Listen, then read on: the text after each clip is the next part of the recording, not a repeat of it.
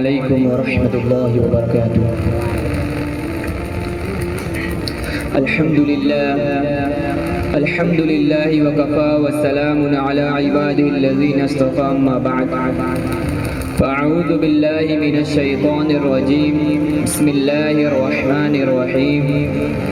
لقد كان لكم في رسول الله أسوة حسنة، وقال النبي صلى الله عليه وسلم اللهم اهد أبي هريرة رضي الله عنه أو كما قال عليه الصلاة والسلام۔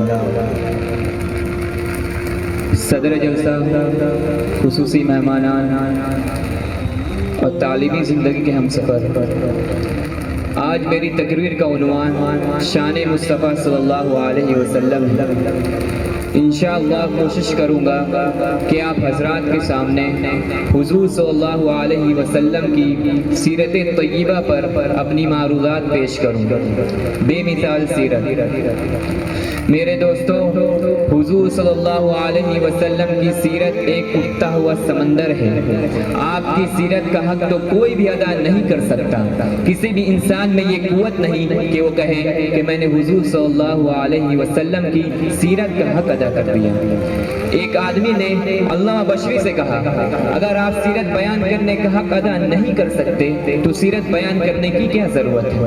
تو علامہ بشری نے کہا، ہماری مثال مصر کی اس بڑھیا کی سی ہے جو حضرت یوسف علیہ السلام کو خریدنے کے لیے روئی کی ایک گٹھری لے کر آئی تھی۔ تو کسی نے ان سے کہا تھا، اے اماں، تیری اس گٹھری سے بھی یوسف خریدا جائے گا؟ تو کہنے لگی، بات یوسف کو خریدنے کی نہیں ہے، بات یوسف کو خریدنے کی نہیں ہے، اصل میں بات تو یہ ہے کہ کل قیامت کے دن خدا تعالیٰ پوچھے گا کہ یوسف کا خریدار کون کون تھا، تو میرا بھی نام اس میں آ جائے گا۔ تو قرآن کہتا ہے وَرَفَعْنَا لَكَ ذِكْرَكَ، کہ میں نے تیرے ذکر اور تیرے شان کو بلند کر دیا۔ میرے دوستو، نبی چلتا ہے قرآن بولتا ہے، نبی بیٹھتا ہے قرآن بولتا ہے، نبی اٹھتا ہے قرآن بولتا ہے، نبی پہاڑ پر ہے قرآن بولتا ہے، نبی غار میں ہے قرآن بولتا ہے، نبی گلی میں ہے قرآن بولتا ہے، نبی مسکراتا ہے قرآن بولتا ہے، نبی روتا ہے قرآن بولتا ہے، نبی بولتا ہے قرآن بولتا ہے، نبی صحابہ کو اپنے سینے سے لگاتا ہے قرآن بولتا ہے، نبی مسجد میں ہے قرآن بولتا ہے، اے پیغمبر، میں نے تیری ایک ایک ادا قرآن میں اتار دیا، اس لیے کہ تو اتنا بلند ہے۔ میں نے تیری وجہ سے مکہ کی گلیوں کو بلند کیا، میں نے تیری وجہ سے مدینہ شہر کو بلند کیا، میں نے تیری وجہ سے صحابہ کو اتنا بلند کر دیا کہ قیامت تک کوئی ولی، کوئی کتب، کوئی ابدال آپ کے قدموں کا مقابلہ نہیں کر سکتا، کوئی بھی آپ کے گرد کو نہیں پہنچ سکتا، اس لیے کہ جو تیرا صحابی بنا وہ بھی کائنات میں بلند ہوگا۔ ہمارا نبی نبیوں کا نبی، اللہ تعالیٰ نے اور بھی انبیاء دنیا میں بھیجے، کوئی نبی بستی کے لیے، کوئی نبی قوم کے لیے، کوئی نبی علاقے کے لیے، کوئی نبی ایک ملک کے لیے، لیکن ہمارے پیغمبر صلی اللہ علیہ وسلم کو دیکھو، ہمارا نبی آسمانوں کا نبی، زمینوں کا نبی، شمس و قمر کا نبی، شجر و حجر کا نبی، تحت الثرى کا نبی، عرش معلّى کا نبی، ہمارا نبی تمام نبیوں کا نبی۔ تو قرآن کہتا ہے وَرَفَعْنَا لَكَ ذِكْرَكَ، کہ میں نے تیرے ذکر اور تیرے شان کو اونچا کر دیا۔ میرے دوستو، موسیٰ نے لاٹھی پتھر پر ماری، پانی کے 12 چشمے نکل آئے۔ قرآن کہتا ہے فَانْفَجَرَتْ مِنْهُ اثْنَتَا عَشَرَةَ عَيْنًا قَدْ عَلِمَ كُلُّ أُنَاسٍ مَشْرَبَهُمْ، کہ موسیٰ نے لاٹھی ماری، پانی کے 12 چشمے نکل آئے۔ دنیا حیران ہو گئی کہ پہاڑ سے پانی کے چشمے نکل آئے۔ میرے دوستو، پہاڑ سے پانی کا نکلنا قرین قیاس ہے، عقل کے خلاف نہیں ہے، کیونکہ پانی کے چشمے تو زمین سے ہی نکلتے ہیں، پانی کے چشمے تو پہاڑ سے ہی نکلتے ہیں۔ پانی کے چشمے کا زمین سے نکلنے میں جتنا بڑا کمال ہے، اس سے بھی بڑا کمال ہمارا آپ کے نبی، نبیوں کے نبی نے دنیا کو دکھا دیا کہ نبی پاک صلی اللہ علیہ وسلم حدیبیہ کے موقع پر موجود ہے۔ صحابہ نے بتایا، یا رسول اللہ پانی ختم ہو گیا، تو نبی پاک صلی اللہ علیہ وسلم نے ارشاد فرمایا، پانی کا ایک پیالہ لاؤ، پانی کا ایک پیالہ لاؤ۔ پانی کا ایک پیالہ لایا گیا، اس میں تھوڑا سا پانی باقی تھا، تو نبی پاک صلی اللہ علیہ وسلم نے اپنا نبوت والا ہاتھ اس پیالے میں ڈالا، تو نبی پاک صلی اللہ علیہ وسلم کی انگلیوں سے پانی کا چشمہ جاری ہو گیا۔ تو قرآن کہتا ہے وَرَفَعْنَا لَكَ ذِكْرَكَ، کہ میں نے تیرے ذکر اور تیرے شان کو بلند کر دیا۔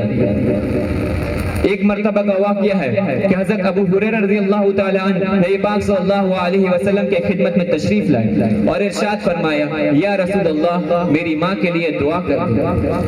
تو نبی پاک صلی اللہ علیہ وسلم نے اپنا نبوت والا ہاتھ اٹھا کر کہا اے اللہ ابو ہریرہ کے ماں کو ہدایت عطا فرما۔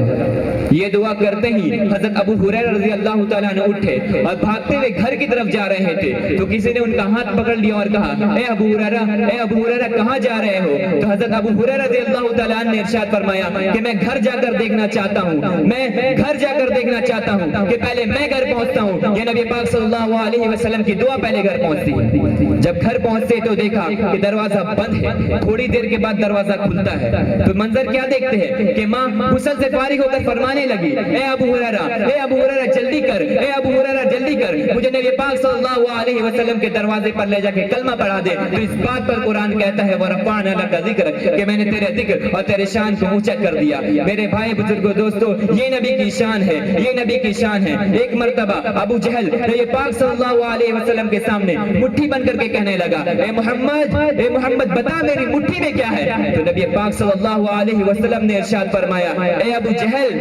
جہل میں بتاؤں تیری مٹھی میں کیا ہے یا تیری مٹھی میں جو چیز ہے وہ خود کہے کہ میں کیا ہوں؟